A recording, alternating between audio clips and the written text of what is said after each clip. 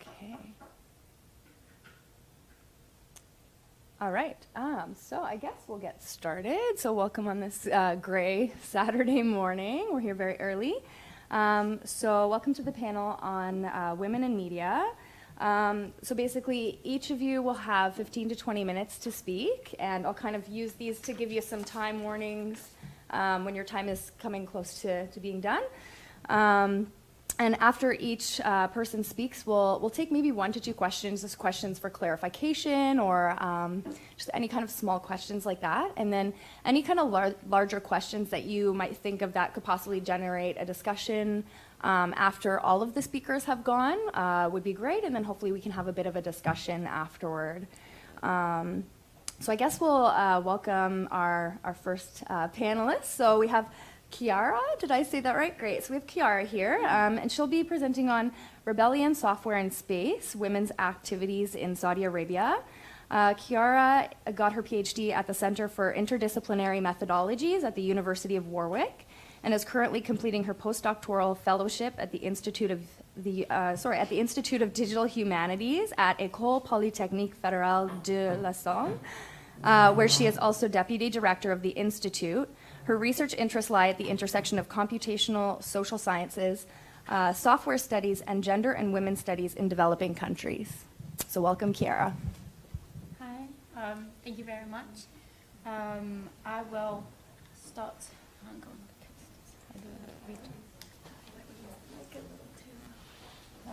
The mic as well. Okay. Yeah, how do I get rid of that? So I don't use Windows. I don't know how to do it. Okay.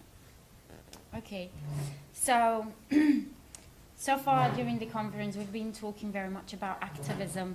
My research has been focusing on activities, women's activities and women's issues in Egypt and Saudi Arabia. I've been studying them since 2009, starting really in 2006. And today I'm going to present some of the results, but really I want to more reflect on the speciality of software and the emergence of a number of issues in Saudi Arabia. So first of all, who are women in Saudi Arabia? What is the condition of women in Saudi Arabia? We don't want to talk about condition, but what is the status of women in Saudi Arabia? I would say it's a status of invisibility, whether we like it or not. There exist segregated spaces, so there are spaces for women in shopping malls, restaurants, even McDonald's. So there are single sections, family sections, women's sections, men's sections. Of course, there is a source of anonymity. Women are asked to cover their heads, their faces, their hands, and they have to wear what it's called the abaya in the country, and it has to be black. But most importantly, women need a guardian. So if they want to go around, whatever they want to do, they need a guardian, which is a male relative. And this has put them in what the Human Rights Watch report has called the perpetual status of being a minor. Of course, digital revolution in Saudi Arabia, as well as in the Middle East, has been very much in the news with the Arab Spring. Everybody was talking about liberation, empowerment. It's very easy, in a way, to talk about liberation and empowerment when we talk about the digital media applied to the Middle East and especially women. Albrecht Hofheinz has called this sort of empowerment and liberation things, nixtopia, meaning every time there is a new technology coming in the Middle East, everybody's like, oh, they're going to liberate women, they're going to liberate people. In reality, in Saudi Arabia, there is still no freedom of speech. Political association is forbidden. Anything that is perceived offensive by the government or by the police may be punished by capital, may receive capital punishment and therefore death. Activists have been arrested. The first activist you see over here is Raif Badawi. He's been accused of apostasy because he's a secularist and he had a blog and actually was discussing about a secularist and tolerant Saudi Arabia. The other two, respectively 15 and 17, They have been sentenced to death. The last one has been sentenced to crucifixion because they participated to the Arab Spring. And when I say participated, probably they just went on the street and walked. But there are serious issues with the country. So when we make generalization about how social media can liberate countries, probably through my research, I kind of realized that sometimes when you talk about digital revolution, we're talking about something that perhaps for us is very given for granted, but it's not in other contexts. However, Saudi Arabia has a very interesting history, which is still untold, of online activism and resistance. Since the 90s, women and men in Saudi Arabia, and especially the expats living in London, have been working on mirror sites, newsletter sites, guerrilla emails, software hiding IP addresses, so they can access whatever the country filters, because the country has got a very strong filtering system in place, so much so that if anything that is offensive to Islam can be filtered and may not be accessed from within the country. Almost all activism happens online, but when we talk about activism, it's a bit different from what we are used to. It's not forms of people coming together and complaining and taking action or trying to challenge certain status quo. They do all of this, but most of the time it stays online. Women have been active participants in this debate of moving the country forward. Of course, denouncing the double standards of the country, which has to deal with wealth coming from oil and this very traditionalist sort of approach to lifestyle, to life, and in the country. From 2006, I've been following and interacting with activists in Egypt and bloggers in Saudi Arabia. I cannot call them activists in Saudi Arabia, although they are activists. And I have mapped their campaigns. I followed them, and in many cases, I've also contributed to in different ways. But I realized that being a person coming from the outside, I needed a bit of a background. So I studied the Quran and its applications, the controversies surrounding the application of the Sharia in the country, and of course, Saudi Arabia's international position with regards to women's rights, but also what other countries, the silence of other countries towards the violation of human rights in Saudi Arabia. What is the women's status in Saudi Arabia? According to the country's own interpretation of the Sharia, women's educational CV should be based on the Quran, which means it would be an educational, a religious CV, a religious education. And women should be only seeking employment in education, for women of course. They cannot travel unaccompanied, they cannot own a passport unless assigned by a male relative. Ideally they shouldn't leave the house unaccompanied, and they couldn't work without permission, cannot open a bank account without permission. They have to cover their times, themselves at all times, and they have their own dedicated spaces. They can't vote.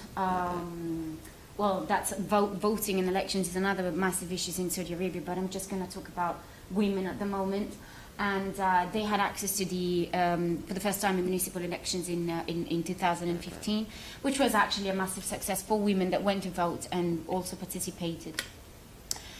And that comes the gruesome part of it, because, for example, if a woman is raped, she's sentenced to death along with her perpetrator. And that's not only to Saudi Arabia, it doesn't happen only in Saudi Arabia, it happens in many other countries that apply the Sharia, wrongly apply the Sharia. A woman is not considered a reliable witness, so whenever you are in a court, there have to be at least 2 women to count for 1 witness. And despite all of this, women have opposed all of this requirements and have started what at the time and The Economist called some time ago a silent revolution. But another thing has to be taken into consideration: who has started this silent revolution? There are tremendous class divides in Saudi Arabia. So there are wealthy, highly educated Saudi class voices, but other important issues kind of remain silent. However, I don't want to talk about the controversies in what kind of silent revolution, but I want to focus on women. So since 2009, women have ended technical education, but that started way before than 2009. Most of the time, that's what media reports.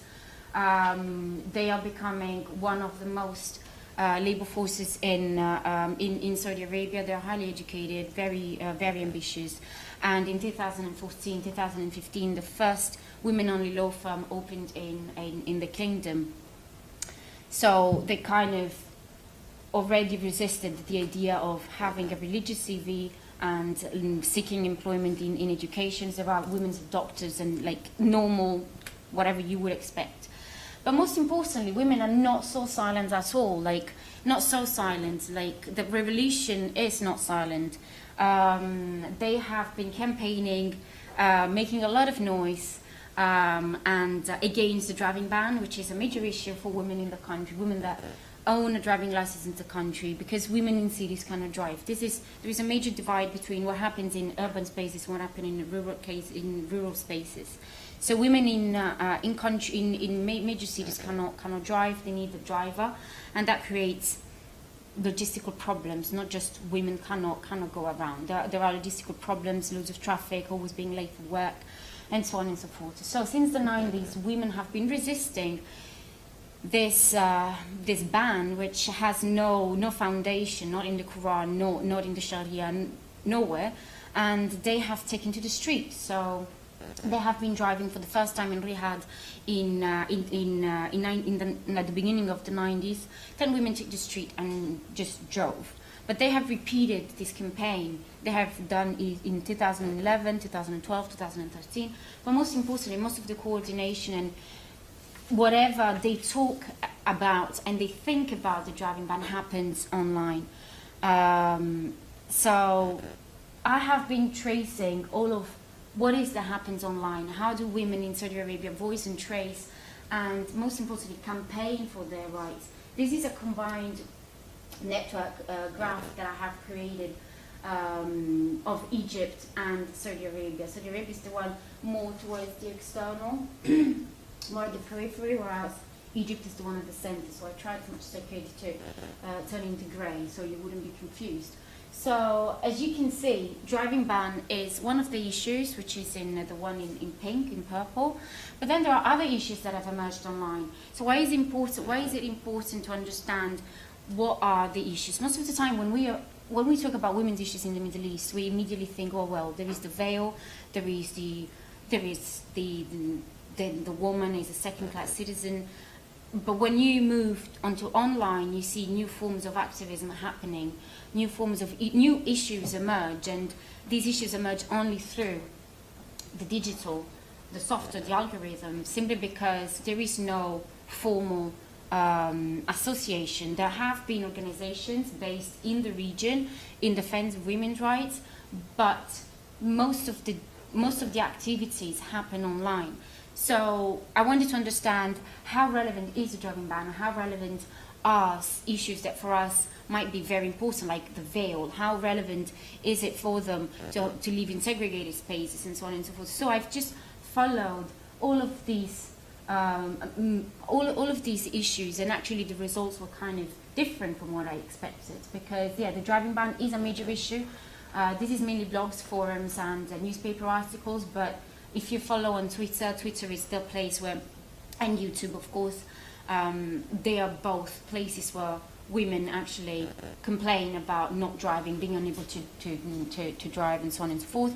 There have been many campaigns, and probably the most famous one is #WomenToDrive, and there is a dedicated YouTube channel, and so on and so forth.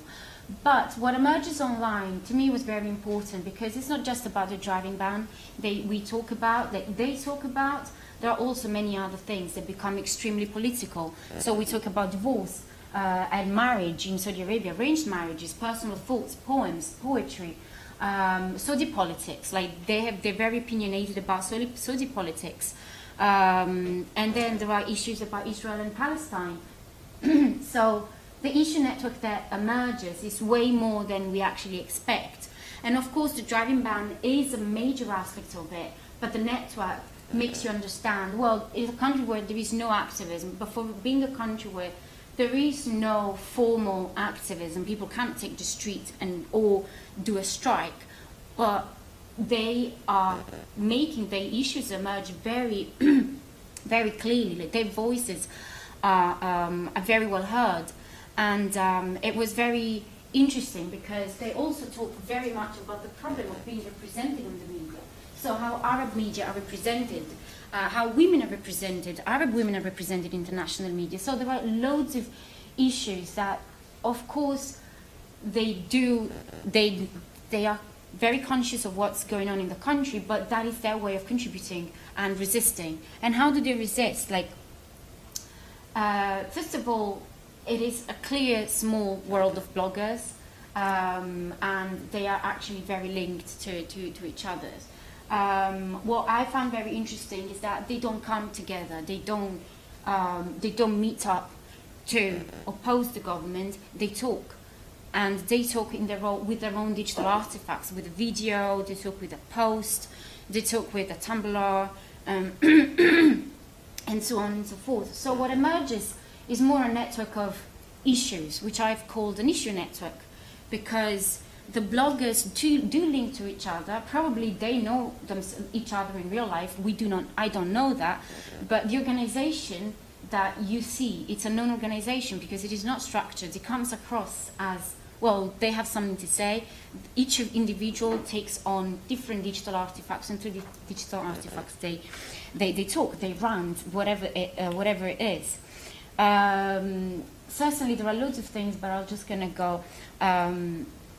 So that made me think that probably what we have to think about is rethink the way in which we define activism or even social action, because in this case, the Saudi Arabia is probably the most interesting one, as that software.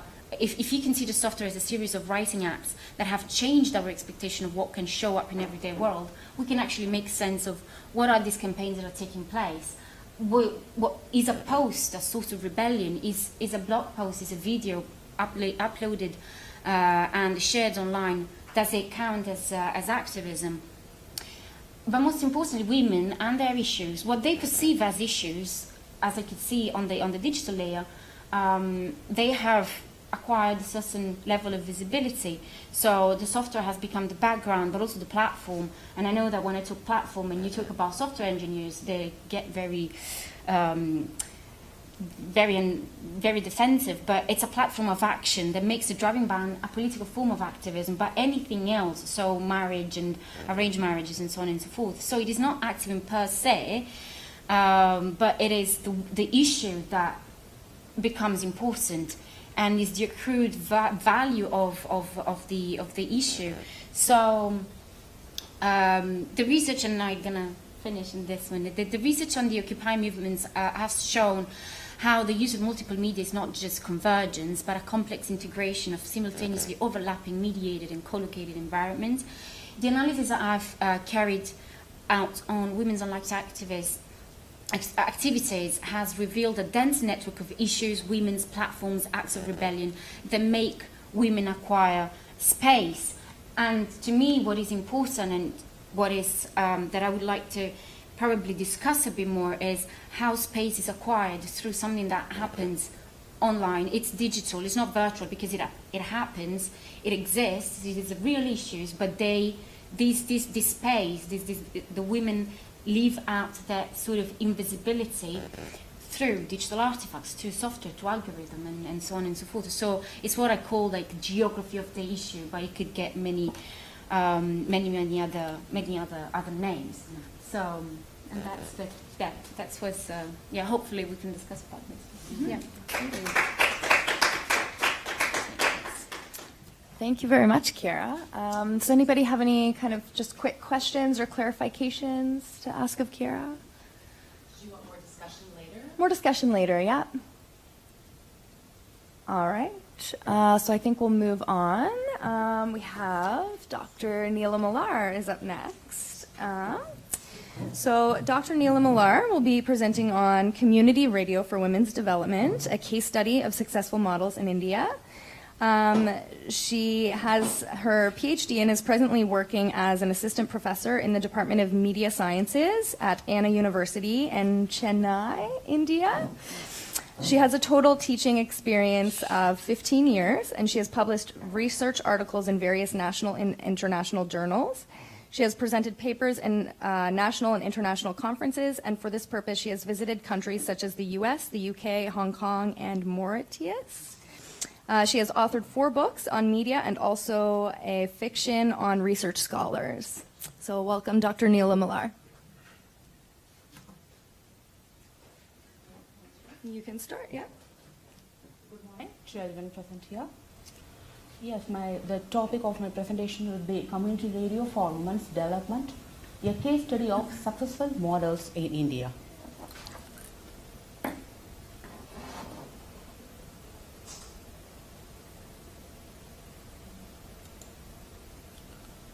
Okay, so let us start with a very brief definition and history of community radio in India. Community radio, as well known to everyone, they are operated, owned and driven by the community they serve. And it is not for profit and provides a mechanism for facilitating individuals, groups and communities to tell their own diverse stories, to share experiences, and in a media-rich world to become active creators and contributors of media. So, community radio, the concept of it differs from country to country. It means different, it has got different meanings in countries such as United Kingdom, Ireland, United States, Canada, Australia, and India. It's termed as people's radio, which reflects the hopes, needs, and aspirations of a community and provides a forum to share their views, problems, and concerns. And community radio is something confined to a small geographical area using low power transmission covering a radius not more than 20 to 30 kilometers. It serves a community which uses common resources for livelihood, has common development issues and concerns which are relatively localized.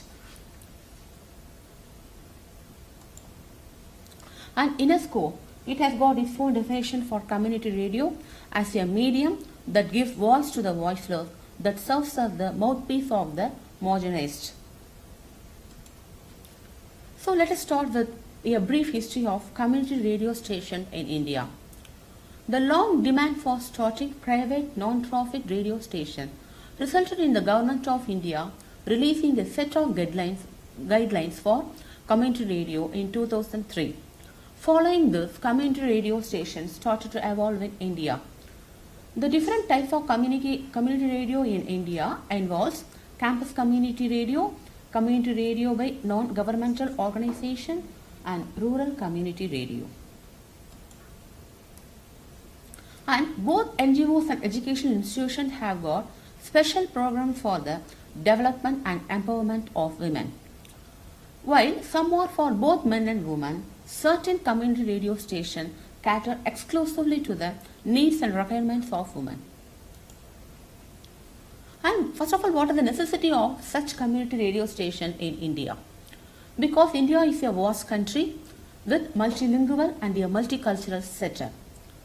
Hence, Indian women belonging to different states of India have got their own individual needs, and a single medium cannot serve all their needs. So, community radio can serve the needs of those who are not covered or curbed by the mainstream medium. The basic objective of community radio in India is to serve a particular community which needs some development or the other. Let us have a brief look at the different community radio stations operating in India at present. Let us start with Sangam Radio. This radio is entirely owned and run by members of women group and supported by DVS, Deccan Development Society, that has been working for the poor, landless and Dalit women of Hyderabad. So it has discarded the traditional top-down model of development and focuses on creating awareness and educating villagers on biodiversity, crop pattern, nutrition, health, culture, sovereignty, etc. among women. This radio is also giving training for Dalit women in filmmaking. Women in the community actually ideate, script, anchor, shoot and edit film with the guidance of the people of the radio. So it is also a part of UNESCO's Women Speak to Women project. And who are the actual target women? The target women are Dalit women of Hyderabad belonging to the particular area and consisting of nearly 4,000 members in 75 villages. These women form the poorest sections of the rural community with an average family income ranging from Rs 600 to Rs 1,200 per month, which is actually very less. So what type of program they produce?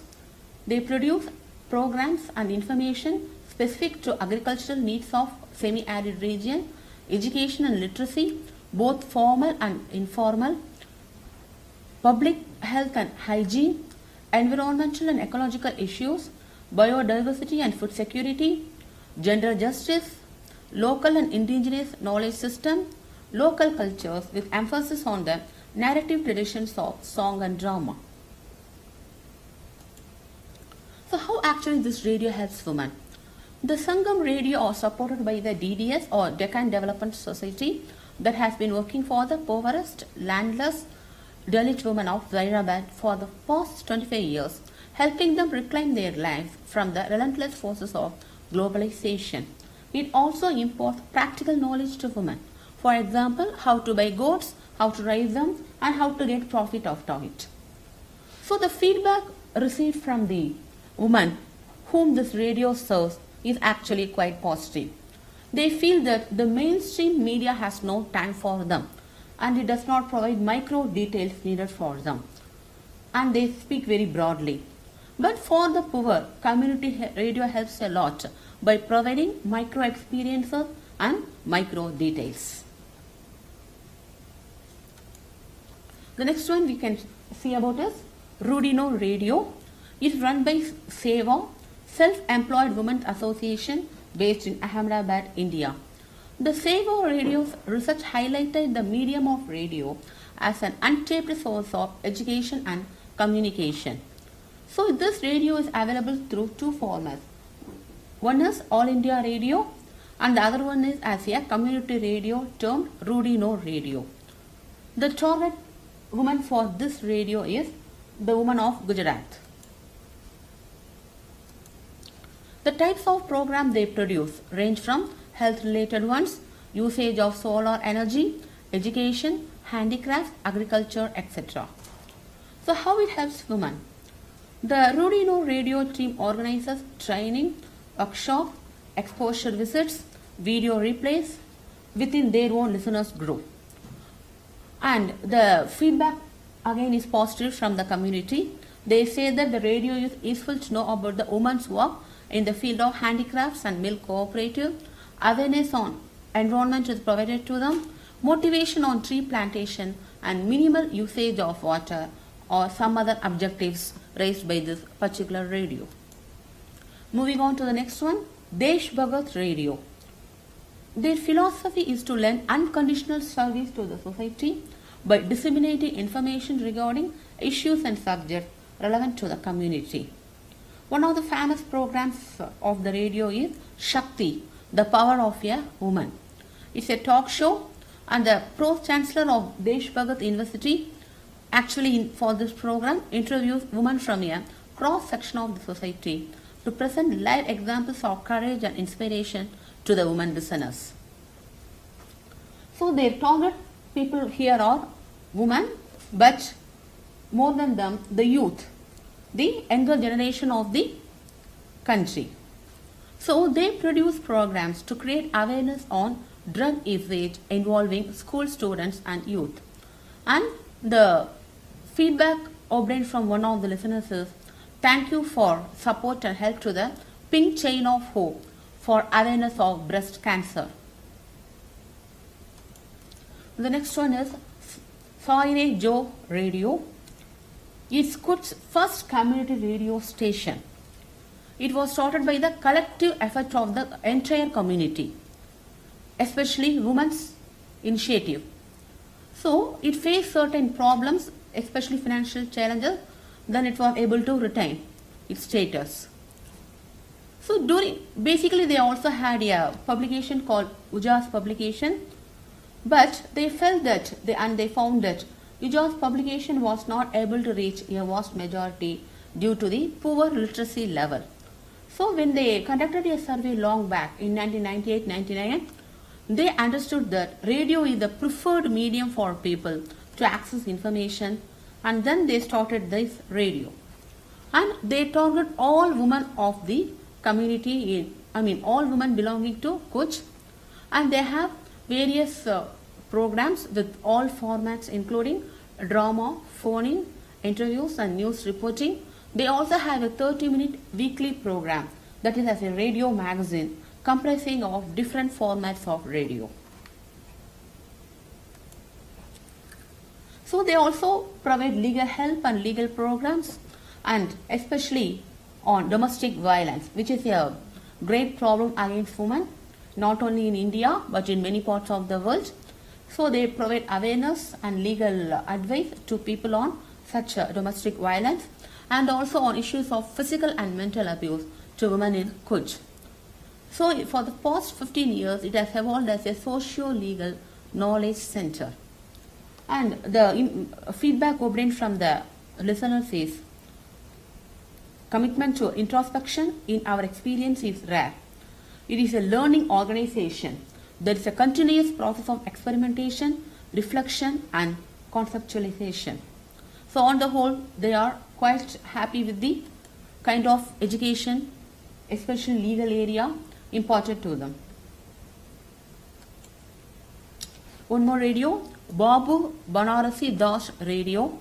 It covers the villages near the region of Lucknow, run by Babu Banari Das University of Lucknow. They have many programs for women, one among them being Maye, which means a mirror to women. They basically target students and also the entire community. The type of program they produce vary from health, education, environment, community development, scientific awareness, cultural and social welfare, civic and social issues, etc. So the feedback here is improvement in confidence level has been obtained after listening to the radio programs. Kuman Vani radio is at such a great altitude. It reaches out to nearly 500 villages belonging to the region, and the main objectives, one of the main objectives of this radio is for the farmers to improve their livelihood by providing them relevant information and knowledge. Focus on sustainable agriculture, forestry and biodiversity, delivery of government welfare program, and accountability in local governance is one of the motives of the radio. And the impact is that it spreads awareness on health, education, water and sanitation. Moving on to a campus community radio called Holy Cross Community Radio. It was launched in 2006. It is supported by Russia. It has one of the programs titled Science for Women's Health and Nutrition, which is supported by the Russia Vigyan Evam Prodyogiki Sanchar Parishad, that is belonging to the Department of Science and Technology, Government of India, and implemented by Commonwealth Educational Media Center for Asia. So they exclusively target women, this particular radio, and they basically help women by creating awareness on AIDS, cancer and other such health problems. And also it aims to create awareness about about human rights and women's laws among women. The feedback obtained from the community is that the radio has increased their self-confidence, generated awareness about pollution, health and hygiene, and helped in their personality development. Last but not least, I would like to present about Anna FM, the campus community radio run by our own university. That is the university where I do work. And one of the credits enjoyed by the university, enjoyed by this Anna FM is that It is the first campus community radio started in entire India in the year 2004.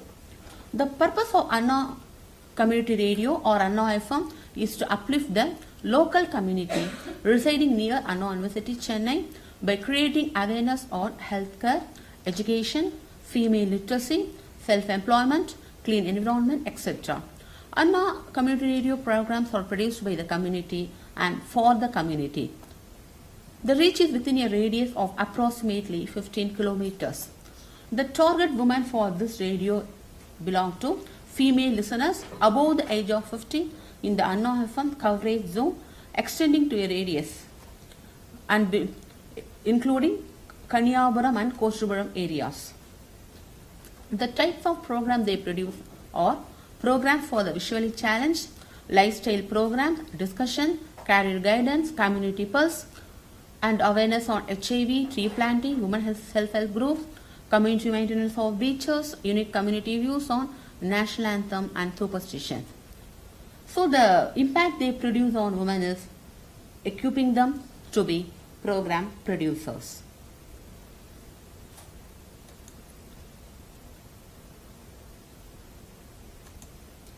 So let us quickly see what type of development model is being followed by community radio stations in India. The two models I have given here are pro-persuasion model of development. That is, there is persuasive communication and for that technological innovations are adopted, resulting in individual and national development. This is being followed as community radio is a technology which is added along with the persuasion of the people who run radio, aiming basically for women or for individual development as well as for the nation's development. One more model, change agency communication and mass media model for development. Here you have literacy and mass media exposure plus change agency interpersonal communication. Along with that, there is adoption of technological innovation resulting in individual and national development. This is also being followed by community radio stations in India, as in addition to their mass media exposure through community radio, most of them also indulge in reaching the community personally, going to them, speaking with them, conducting survey among them. So all these are nothing but interpersonal communication. So most of the community radio stations in India actually merge interpersonal communication with the technological innovation or mass media. So again, aiming for individual and national development. So what actually has been implemented through community radio? First of all, grassroots participation.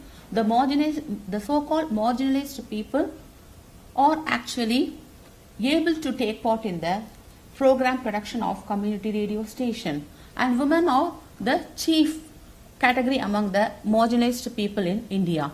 So they are given special preference by most of the community radio stations and they are made to participate in the program production and execution.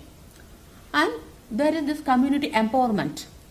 That is, empowerment related communicative media and actions can lead to progressive grassroots change which can improve people's life and gradually create openings for broader macro level changes. So this community empowerment is happening through grassroots participation by community radio stations. So providing a list of activities for facilitating the process of community empowerment, the activities that enhance experience and competence, enhancing group structure and capacity, removing social and environmental barriers, enhancing environmental support and resources. So these are some of the activities happening to community radio also.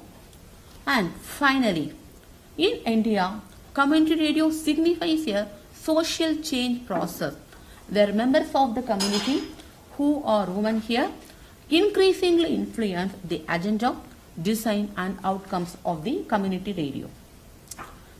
That brings me to the end of the presentation. I have a video of 3 minutes. If time allows, I can show it.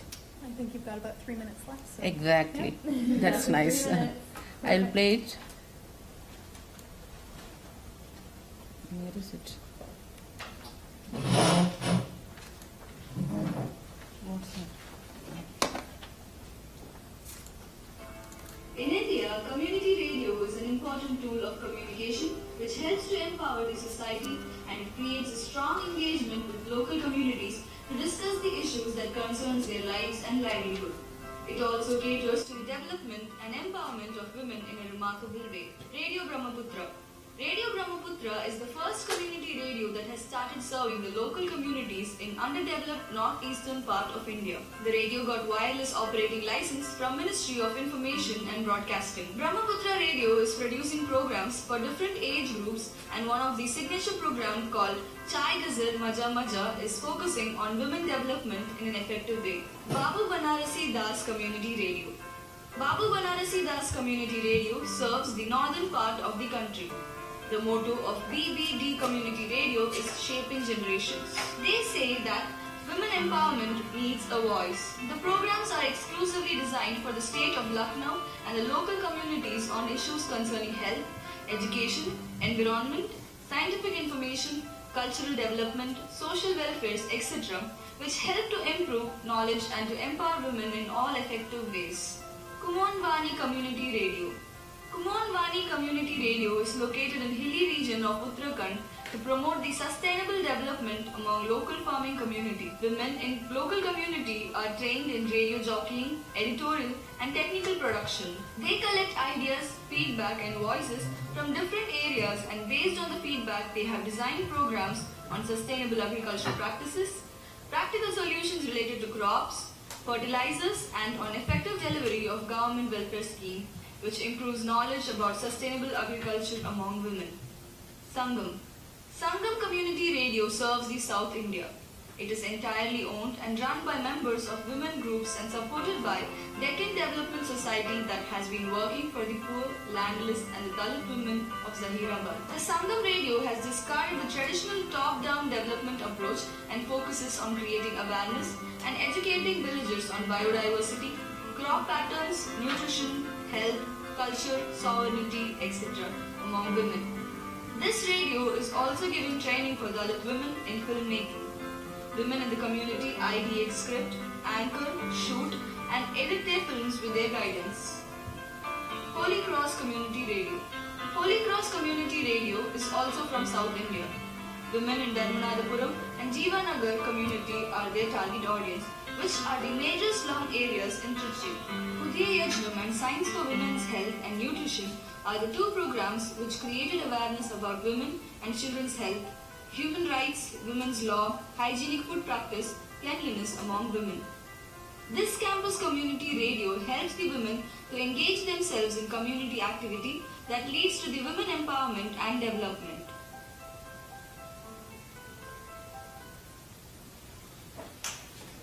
Thank you for patient listening. Thank you, Dr. Neela Millar. Does anybody happen to have any questions, just some quick clarifications or anything like that to ask of her? Okay, so I think we'll jump right on to the next presentation here. So we have Megan Boler and Jenna Jacobson. They're presenting on women's mediated connectivity and visibility on YouTube. So Megan Boler is a professor in the Department of Social Justice Education at OISE, or the University of Toronto. She teaches in the areas of media and digital activism, cultural studies, philosophy, and race, class, and gender in social and political contexts.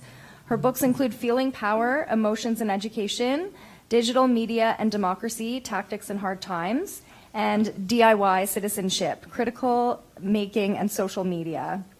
We also have Jenna Jacobson here, who is a PhD candidate in the Faculty of Information, University of Toronto. From mining big social media data to analyzing little data, her research interests lie at the intersection of new media, identity, and community. And Jenna's research is focused on the use, impact, and social implications of new media in society. Jenna works at Ryerson University's Social Media Lab and at the University of Toronto's Semaphore Lab as well. So welcome to Megan Boler and Jenna Jacobson.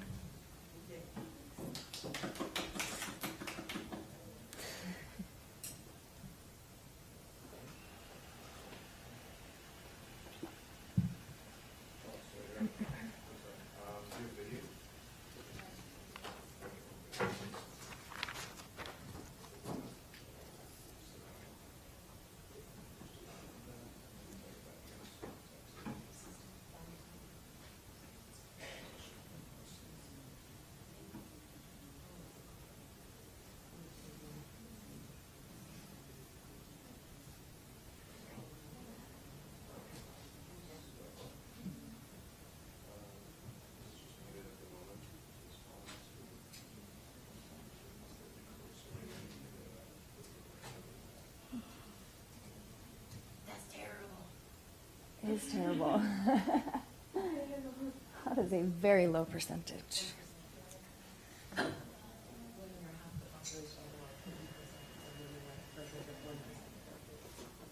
Good morning, everyone.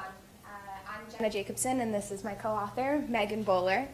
So despite ongoing campaigns to persuade popular opinion that sexism is gone and feminism has finished its work, the glaring absence of women controlling cameras and having equitable access to the means of production and distribution remains a persistent crisis. Following their 2-year review of the film industry, in 2015, the American Civil Liberties Union, the ACLU, demanded that federal and state agencies investigate the systematic bias in film and television hiring practices.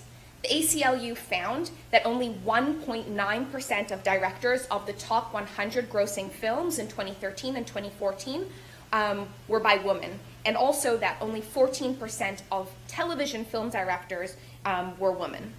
By contrast, at this year's 2016 Hot Doc Film Festival, a panel of female cinematographers came together to discuss their experiences and their insights as women employed in the industry. In this space, we have, in documentary filmmaking, women make up approximately 50% at this year's Hot Doc Film Festival. And one reason for this, perhaps, is that documentary film production is often focused on issues of social justice, and documentaries are often unpaid or rarely paid. Nonetheless, in this panel, women discussed the glass ceiling that was encountered by all women in film production. Within this context, women making vlogs may represent a promising way for women to broadcast themselves on social media platforms like YouTube. The question that we focus on today is, as the idealized poster child of YouTube, how and when does vlogging allow or afford women the ability to represent themselves on their own terms, free from the usual constraints of Hollywood's stereotyped and policed gender norms, and also the all too familiar objectification of women's bodies to sell content to the almighty advertiser? So what is a vlog? A vlog is the video evolution of text-based blog. They're generally short and then are posted online, where authors create a channel and then other users can subscribe. Vlogs are largely shaped by the viewer interactions, by the like, dislike button, and also by comments that users leave. As a public venue, many women use the vlogging format and the platform of YouTube to gain recognition in hopes of perhaps establishing a YouTube channel where they can then catch the eye of web marketers, lead to sponsored posts, or even in the commercial industry. Women may seek visibility that will lead them into the world of comedy, performance, or even Hollywood. Another category of vloggers is those that seek a more personal connection and seek a more personal expression, wanting to connect with others. These are the women that we are focusing on in our research. YouTube is not exactly female friendly. If you look at all the people that are, the big vloggers, or at least they started out as vloggers, there are very few women that are successful, and even the ones that are successful are nowhere near the numbers of the men. So I think what I'm implying is YouTube is kind of a boys' club, which so's the world. Well, I think the boys are really... As Toby here attests, some women seeking to produce blogs that go beyond the typical consumer-oriented or stereotypical beauty or haul videos where people show their hauls that of what they bought at malls. These women often face genuine challenges in terms of garnering a following and attention in a saturated world of YouTube and digital popular culture. Vlogs often represent these gendered stereotypes, as women and girl vloggers predominantly produce vlogs about makeup, cosmetics, weight loss, while men in this space dominate in video games, sports, and bodybuilding. Today, what we're going to be presenting is our research based off of a 12-month period in which we examined women's vlogging practices. Given the scarcity of gender and vlogging, we were motivated to examine first how access to social media platforms, the camera and the means of production and distribution enable women to broadcast themselves, how women negotiate the social platform of YouTube, what kinds of challenges and constraints exist for women vloggers, and finally, how and when do women actually get a sense of control of their images and representations. We did this by following 75 women vloggers online and their video streaming and their vlogs over a 9-month period. Then we went on to actually conduct in-depth interviews with 6 of these vloggers with a 2-hour Skype interview while also familiarizing ourselves with their vlogs very extensively. We sought to follow vloggers which didn't fall within this predominant norm of beauty or haul videos, but rather we looked at women who were slightly different, slightly had something more personal connection. So using discourse analysis and grounded theory, we examined and analyzed these women's vloggers' habits, their networks, their connections, the productions, and their interactions with other vloggers, as well as their viewers on YouTube. You mentioned community, and YouTube being a little town. Would you say that there is a distinct women vlogger community? Yeah, there is. It actually makes me really sad because the biggest group of women on YouTube are all beauty gurus. So women who come together and talk about makeup, hair, clothes, diet products. Yeah. I'm glad that they're doing something that makes them happy and fulfilled in their life. But as somebody who's, I know that these people could, whatever. I don't want to, but I just feel like I don't understand why it has to be the only time I see women on. There are some women out there who talk about other things, but it's so small compared to the women who are on there, doing this how to make yourself look better stuff. It is what it is. So what we see here is perhaps our most famous vlogger. This is Laci Green. Some of you may have encountered her. She's massive online with over 1.5 million subscribers to her channel. When we interviewed her a few years ago, she was not nearly quite as big. I'm not sure whether she'd speak to us now, but she introduces herself as a young, heterosexually identified woman, but now in this space, she's really attained celebrity status, and she vlogs about women's sexuality more generally, as well as sex education. So as Laci identifies, in contrast to this typical vlogging that often happens in this space, we sought to identify vloggers that first, whose work maintained a space outside of these normative perimeters of this genre. Also, that women were a diversity of ages, of their motivations, of sexual orientation, of racial diversity, and these women were really committed to their audience and to other vloggers. So within this, we identified 3 themes. First, the male gaze. Second, self-curation. And thirdly, intentional connectivity. And what we look at is how the women are juggling the contradictions and the paradoxes in vlogging. How and when does women's vlogging allow themselves to represent themselves on their own terms, free from all of the stereotypes that are often embedded in this space? Alongside these findings, we share our assessment of how women are juggling their contradictions in this space and making themselves heard and allowing themselves to broadcast themselves. I'm now going to pass it over to my colleague, Megan Boler. Thanks, Jenna.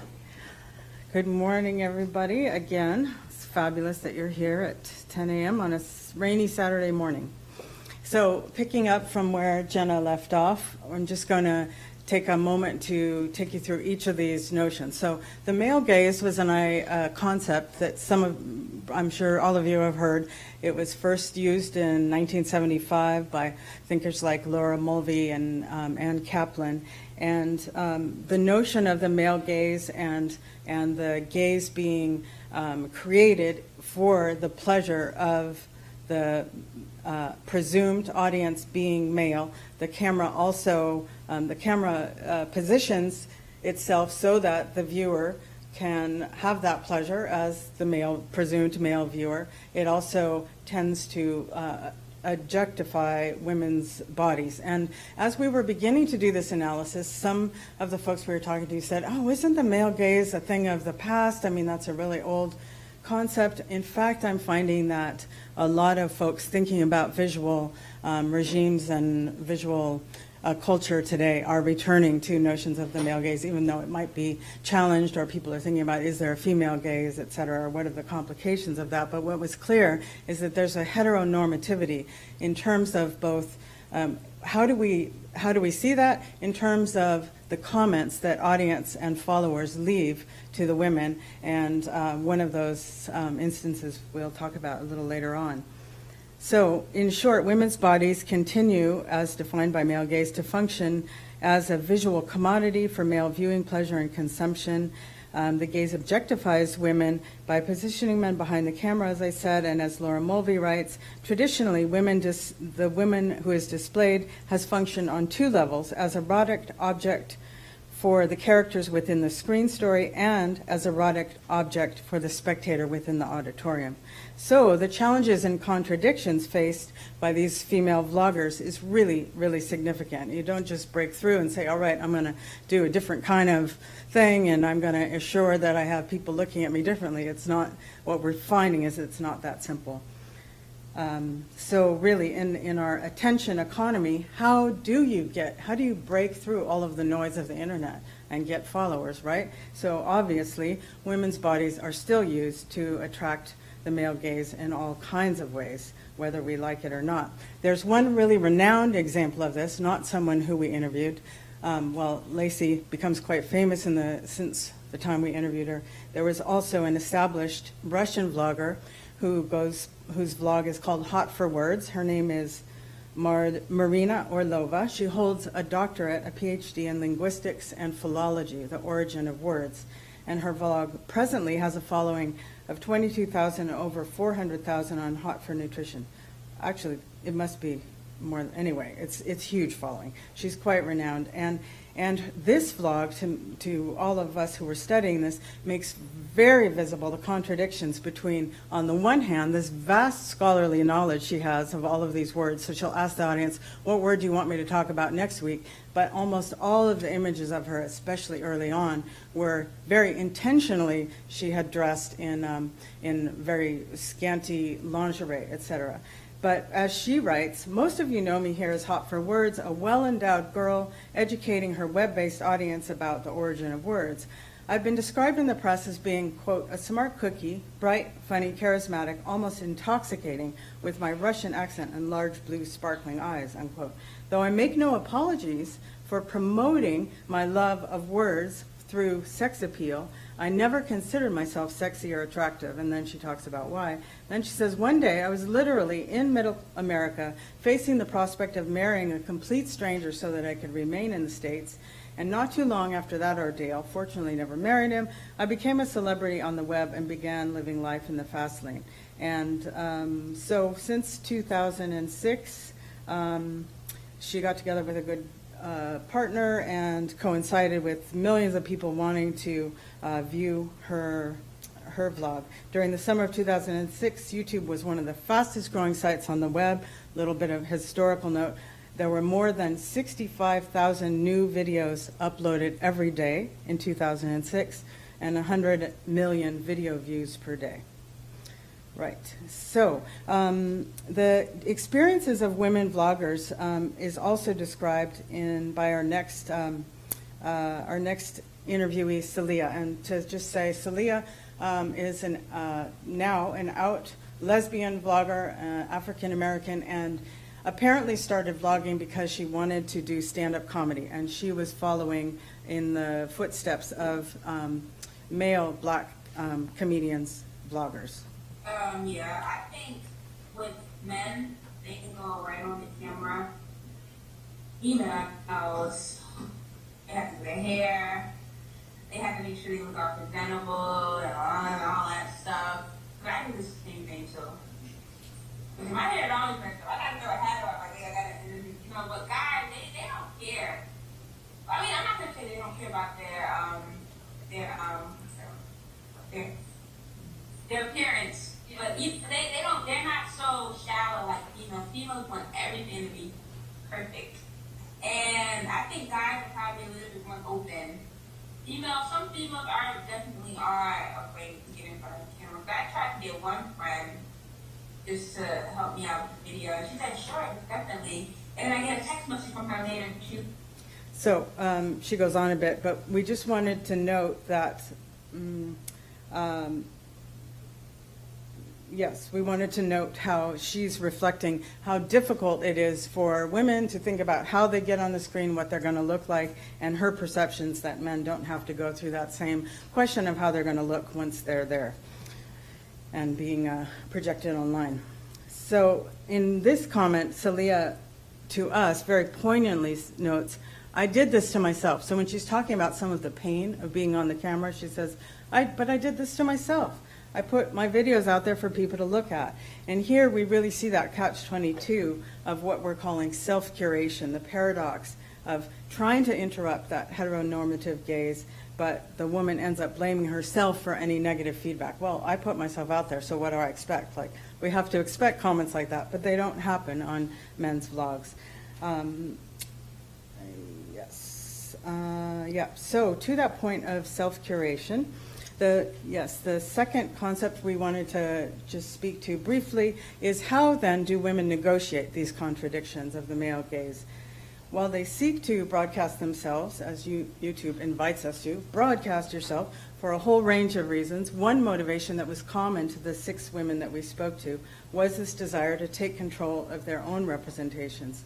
So we're not going to talk at length about self-curation, but a lot of folks are drawing on that as part of the narrational turn and archiving and how we construct these images. And it does have more of a sense of how do we create a self rather than I'm just on the camera being represented. I have an agency to construct and curate who I am on the camera. In this, we're just going to share with you a very brief clip from one of the oldest woman video bloggers that is online. She is quite well known by all the other women vloggers. She doesn't have a huge following, but all the other women vloggers respect her highly, although she's a very unique and eccentric individual in many ways. But they respect her, they favorite her videos, and in this, she talks about the issues of age. Sometimes you get a comment that just makes your day. This is from Chris. You're way too old to be using YouTube. Well, Chris, what do you think YouTube is? When I was in my 40s, I had a boyfriend that was your age, exactly. My daughters were really discouraged. He's too old. Yeah, so there's a treat. I'm going to skip this one in. We were going to show another clip, but I'm aware of the time. Sid, a lesbian vlogger and educator from New Mexico, also talks about the kinds of self-determination that she can engage in doing her vlogging.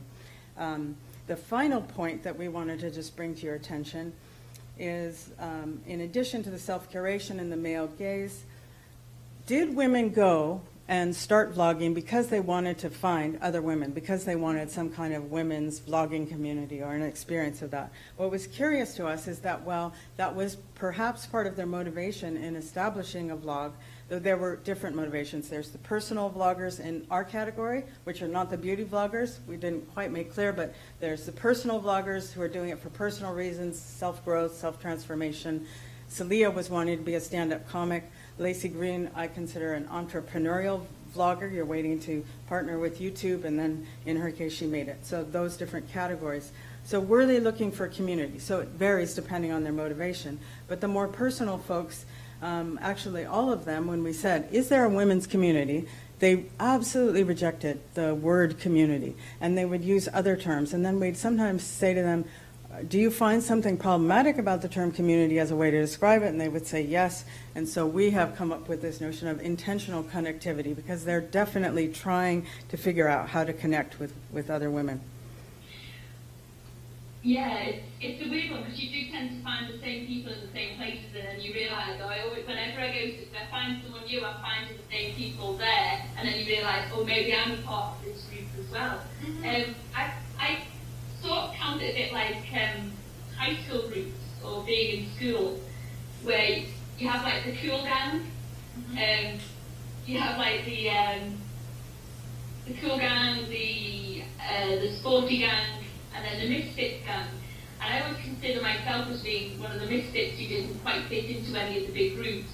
So you can see she's talking about the different kind of cliques that exist in the YouTube vlogging scene, or different vlogging scenes. At that time, people were also using vlogger heads and other platforms. So moving towards our conclusion then, there's a general ambivalence about these conceptions of community, as there is about conceptions of gender that these women have expressed. And our data suggests that there's, with this strong diversity of community-making practices in online video sharing platforms, they are all linked to different kinds of embodiment that women speak about and experience through this self-curation. And in the very few studies that have been done on gender and blogging, this is repeatedly shown to be the case. This issue of embodiment, self-expression, and these contradictions that we've been speaking to. Most of the participants didn't have this sense of community and were interested in the relationships. And it ended, and if you could bring it up, and Jenna's just going to conclude. I don't know what just happened here. Oh, There we go. Okay, so within the long histories of systematic exclusion of women from... Sorry to interrupt. Bear with us for 1 second. Can you do this slide? Yeah.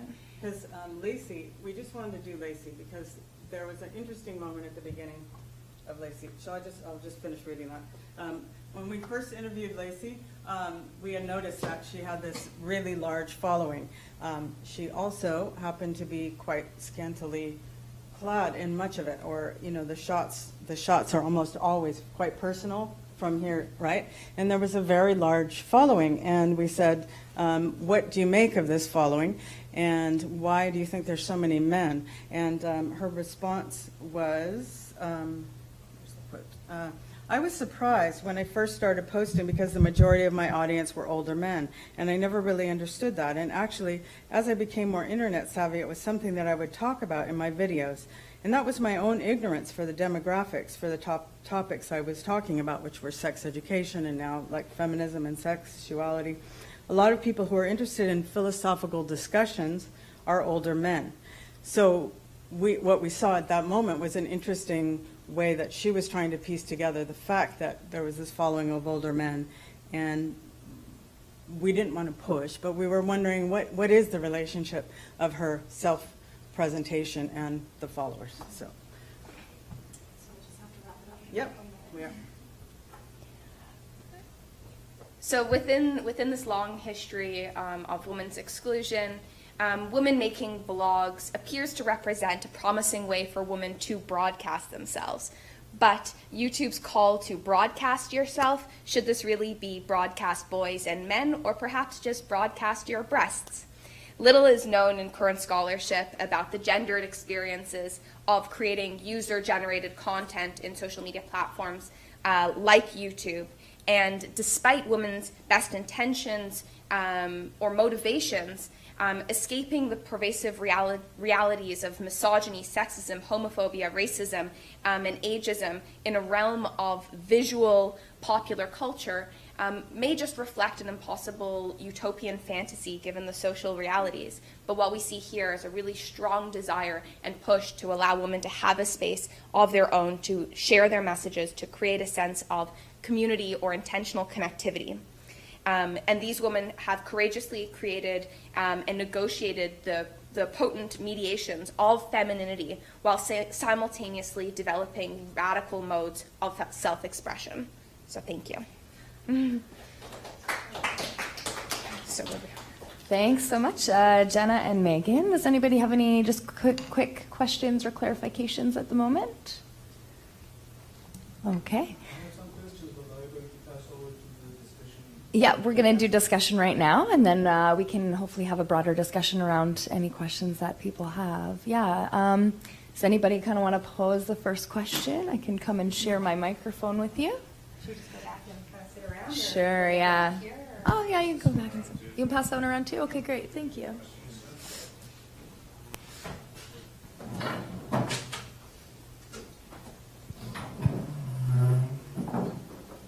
We've got the first question over here, I think. Yeah. So my question is about the male gaze and male gaze towards women.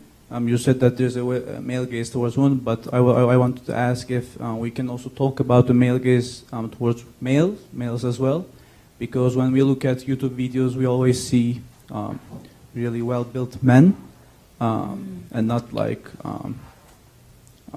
someone fat, because they would also be critiqued by other men. And I also wanted to ask if you would say that because YouTube is free and it's not an industry like the movie industry or Hollywood, there's an active submission by women towards male gaze, which should also be critiqued because they are opening their bodies and no one is forcing them to open their bodies. What would you comment on that? Oh, Carol.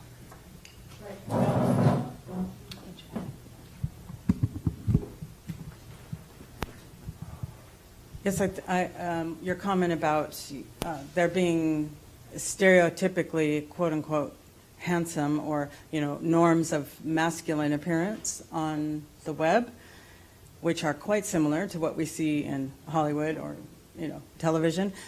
So yes, that standard doesn't change, and it doesn't surprise me that men will, when representing themselves or if trying to sell themselves for these entrepreneurial or celebrity reasons, will attempt to embody the stereotypical norms of what it means to be masculine and manly and all of that. Yes, those norms are prevalent. Those are part of patriarchy and part of a visual regime that includes the male gaze. So it's, but that's also part of capitalist and consumer culture, right? I mean, we can talk about that. The second part of your question was the active, right? Well, I think we were addressing that when I said there was a very poignant comment by Celia that she said, well, if I'm encountering negative comments, who's to blame but me? I chose to put myself up here. So I think part of the question is simply because women are doing it, as you said, not for financial gain, I mean, primarily volunteering their time to put themselves in this and publicly express themselves, does that mean that they are to blame for having, quote unquote, submitted themselves to the male gaze? I think what I'm hoping to do through studying women vlogging is to show that this gaze is persistent. It's very hard to evade it, to find ways to circumvent it, to find ways to challenge it. But I don't think it should make any difference whether a woman has done so of her own.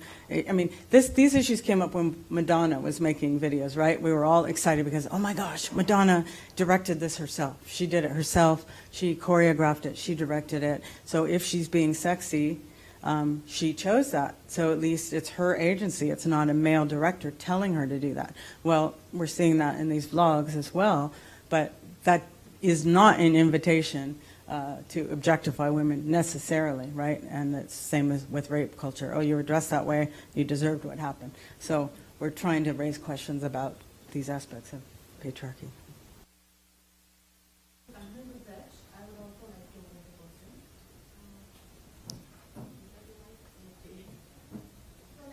You mentioned a quote in your presentation stating that, YouTube is a boys' club. Right? I just, our previous discussion also, in a way centered on that.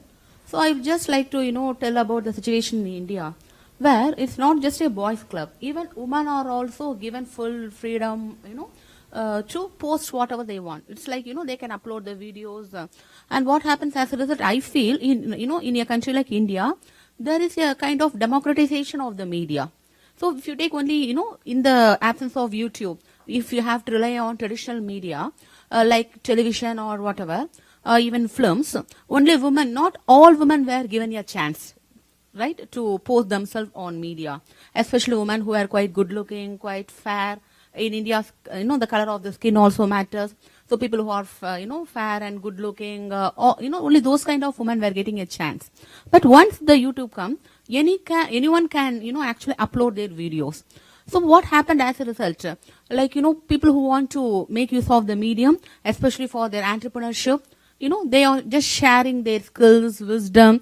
It can be on cookery, it can be on beauty, but whatever it is, they are given a chance to actually share their, wisdom, skills on YouTube, and they are getting paid through advertisements or other ways, and also they gain in popularity, which, in the absence of something like YouTube, they cannot gain that popularity out of TV or films, simply because the TV or films will not give them a chance.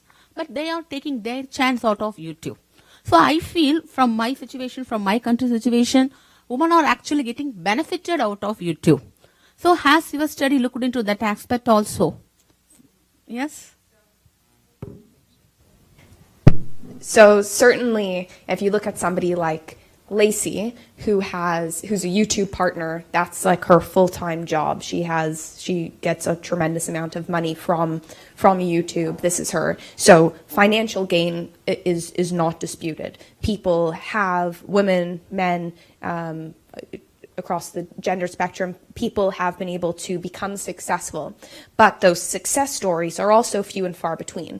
The idea that people can just put yourself out there and all of a sudden you'll generate a million subscribers and all of a sudden you'll get paid. That's not really the reality. That's a bit of an American dream, of like making it on YouTube or making it on Twitter, becoming a celebrity and influencer. But what's interesting to us is what is the game that needs to be played in order to achieve commercial success.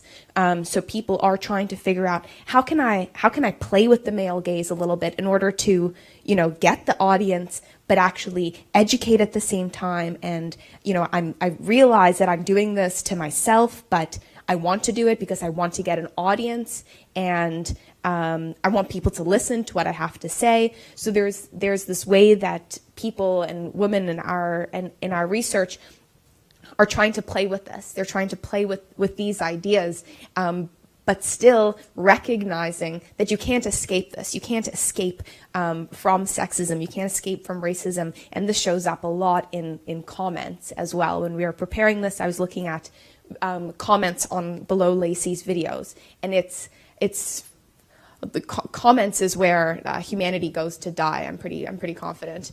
It was, like saying, I'm gonna rape you. This is, and it's like you can't even read there. But that's also the space that our vloggers said that they found the sense of community, between other people. So all of a sudden, by getting that success, by getting the popularity, you also are perhaps not inviting criticism, but certainly criticism is then launched. So it's a very difficult space. So it's one that we can't just view with pure optimism or pure skepticism, but understanding the realities of people who are actually in this space and allowing them to speak for themselves.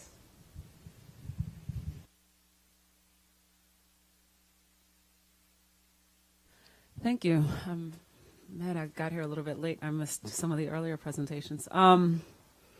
So I'm curious, kind of related to what we're talking about now. In India, do you find that the women have to, you're saying YouTube has opened space for all different types of women to come and to share their wisdom, et cetera.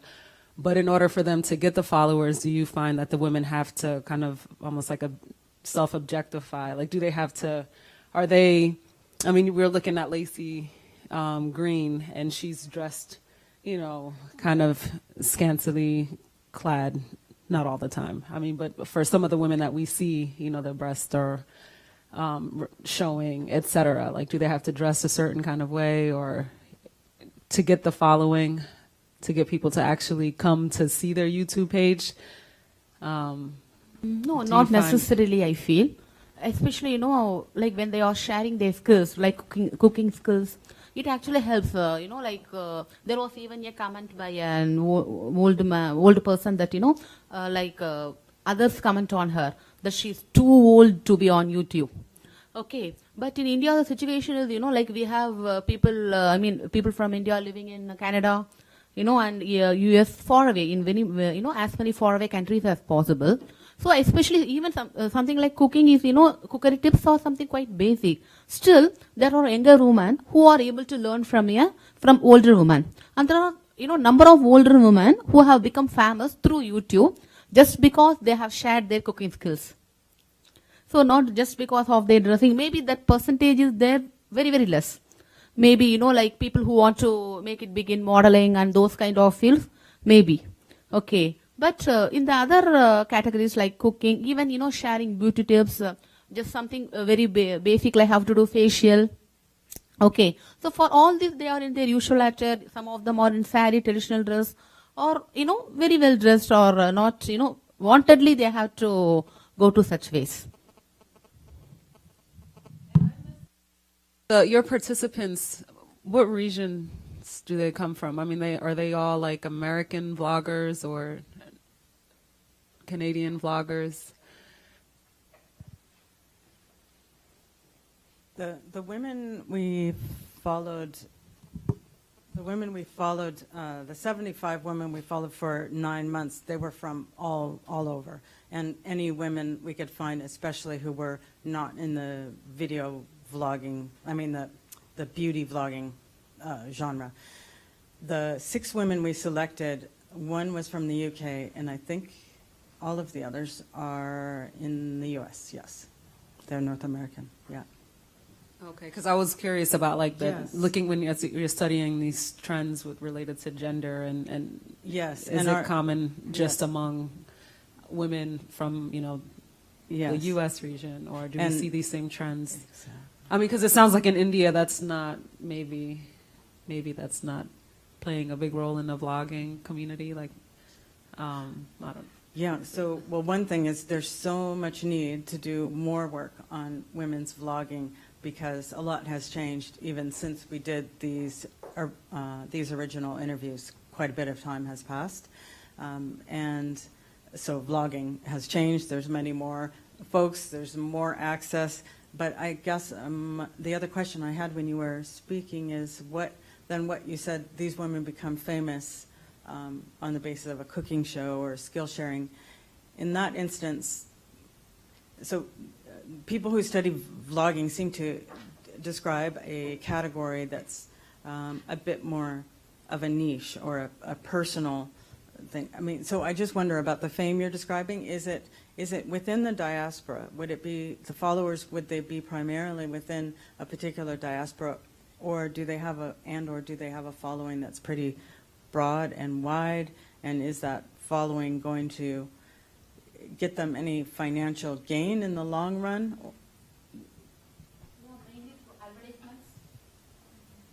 No, advertisements are the, one of the main ways where they get financial gain. So the more and more followers, the more and more advertisement they get in YouTube. So they get a share of that money, plus recognition. There are some older women till then who were not known beyond their street or beyond their house, but they suddenly, they gain lot of popularity among that particular community. Not everyone, but maybe if it is cooking, the younger generation who want to learn cooking. If it is beauty, the woman, who don't want to go to a beauty parlor, but they want to be at home and do some beauty skills. So like that, within that following, not just women, even men, as you say, the diaspora, when they move away, they have to learn to cook. When they are all by themselves, they are, eager to learn Indian cooking. Okay, so they also learn. So there are women who are, even older women, who are equally popular among men and women when they share their cooking skills, when they give them cookery tips. Same way, beauty. Beauty, obviously, they have to give exclusively for ladies. But certain general things like facial, to some extent followed by men also. So and doing anything that pushes gender norms. So, for example, our women bloggers that you're speaking of who question gender norms in their indigenous culture or gender norms in the West. Yes, there are bloggers like that who actually question, who question, their own cultural norms. And even there are, when there is chauvinism, male chauvinism, questioning that. And there are a few who are even questioning political situation, commenting on political situation in the country or in the particular state. Yes, there are definitely women like that. But talking about the financial gain, which you raised in the last question, obviously I feel these type of bloggers may not get much of financial gain. Those who share the skill, obviously cooking, beauty, etc., who go by that gender stereotype, obviously they get some financial gain through ads. But what happens when you take this type of women, they make use of YouTube as a channel for themselves to vent their anger. When they are very angry with men or when they are very angry with the political setup, then they make use of YouTube. So they get a lot of comments, some against them, some for them. Okay, so in that case, their only achievement or, if they get some gratification by sharing their anger and by sharing their emotions, which without a YouTube, without that medium, they may not be able to do that. Because not all the magazines or newspapers are going to allow their views. Okay, so in a way, it will help them to just give a vent to their emotions.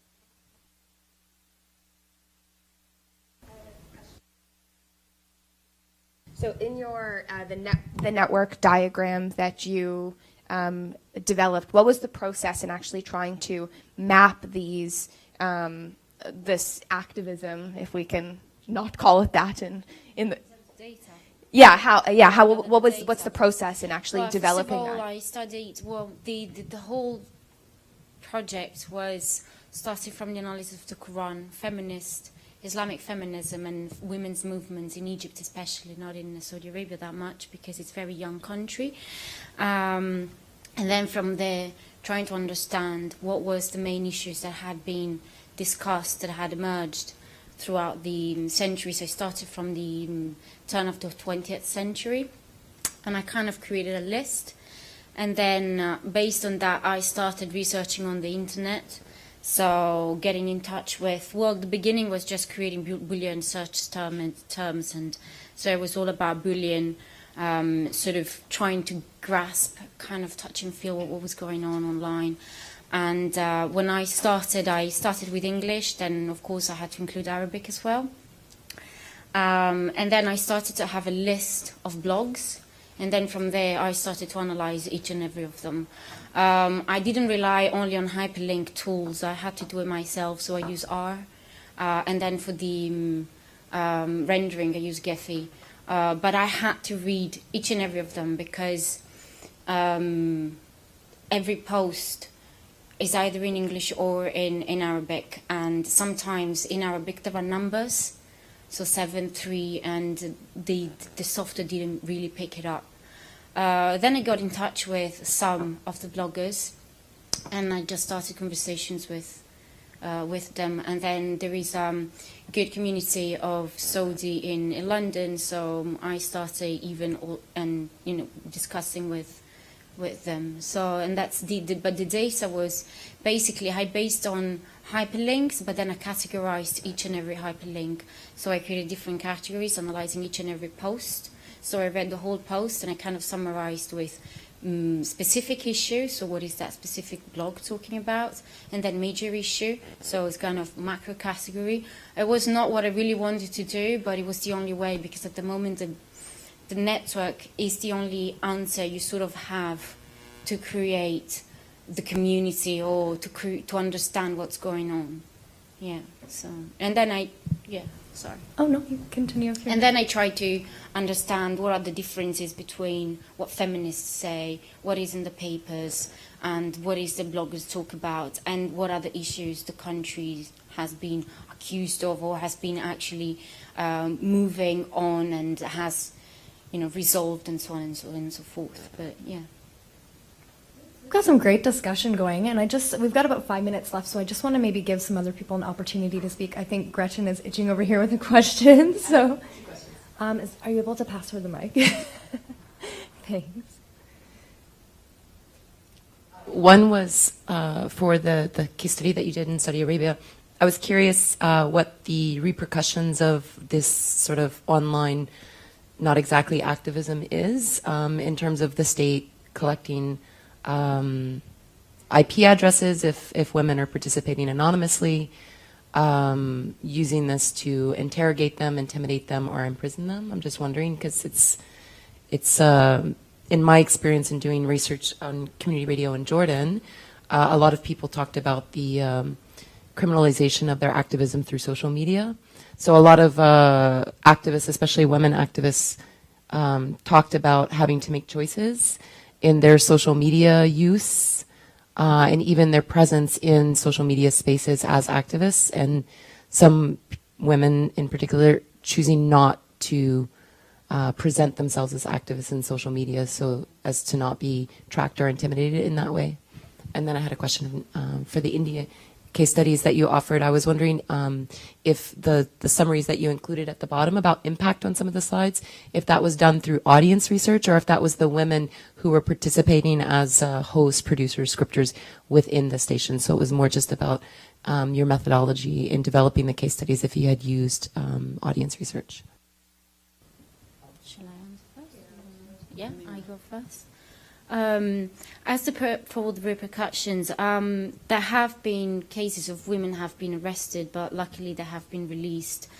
They always talk about the issue as well. So the issue is, especially for the driving ban, and I talk about the driving ban because on Twitter it receives sometimes it is attacked because it's like, oh, it's the rich person's sort of issue. But to me, it's very much, I link it very much to very small campaign at the turn of the 20th century, which was the scientific domesticity, which was massive in the Maghreb. And so these women have been intimidated. To me, it's not just because they have been driving the car that they wanted to drive. It's more because I think they are actually raising the issue. So they have been incarcerated. I'm just assuming here that given even the status, like some of them come from a good, wealthy background, that doesn't really count too much when it comes to being too direct with the government, like the case of the activist that has been is waiting to be trialed now. But in their case, they have always been released. But there have been cases in which they have been arrested, they've been detained, and so on and so forth. Yeah, and I think it's more not just because of the car, but it's more because they are making, they're taking they're going one step forward. They're not just going online, they're actually taking the cars and they're driving. So they kind of, well, we do own the space, we are part of. So. Yeah, talking about audience research, yes, partially. For example, I mentioned about Anna Community Radio, which is the first campus community radio and is run by our own university. There we could do a kind of audience research because, the community is quite nearby and they keep coming to the station to produce programs. And one more campus community radio, that Holy Cross community radio, which is also a campus community radio, and that is within Tamil Nadu, our own state. So with these two kind of stations, we were able to do a kind of audience research. But with the other community radio stations which are quite far away, Just like in Canada, how we have to travel long. Yesterday when I was enquiring, they told to, travel to Thunder Bay, the other campus of this university, you should undergo some 14 hours travel. So like, in India, you have places where you go by train. Also, it takes 2 to 3 days. So at present, we couldn't do that, but you have given a real good idea. Maybe we can employ people over there to do the kind of audience research and get more very scientific and authentic data at the end of it. One quick follow-up that I forgot to ask. Very quick. The case studies that you presented, in each of them you talked about the focus of the radio stations. I would, in terms of content, like one was a health radio and so on and so forth. I'm wondering if there's restrictions on what can be discussed. So, for example, can these stations cover news?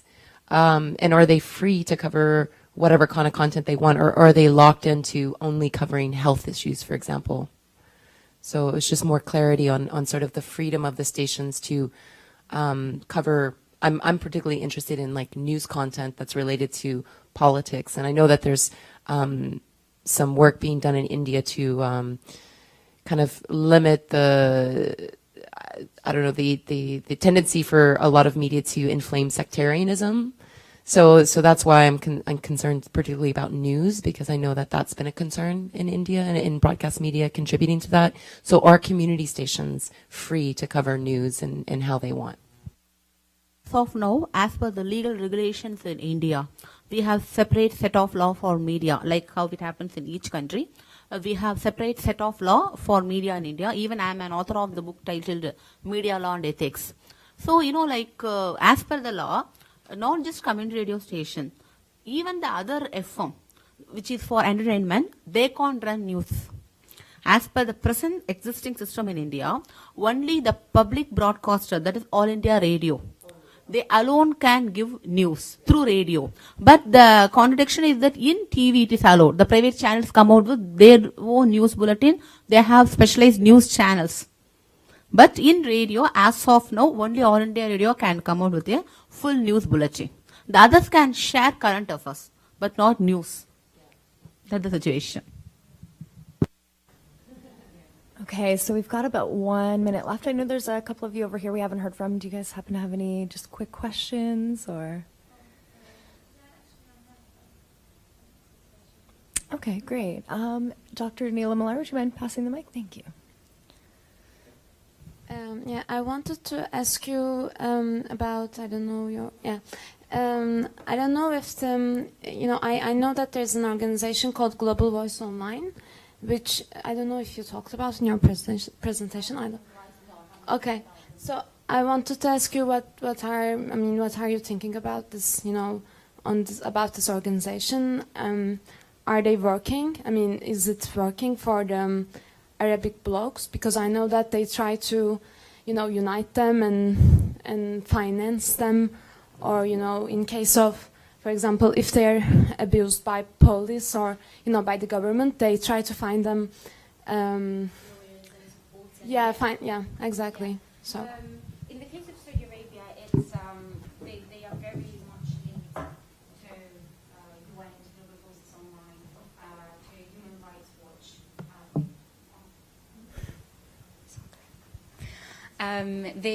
These organizations do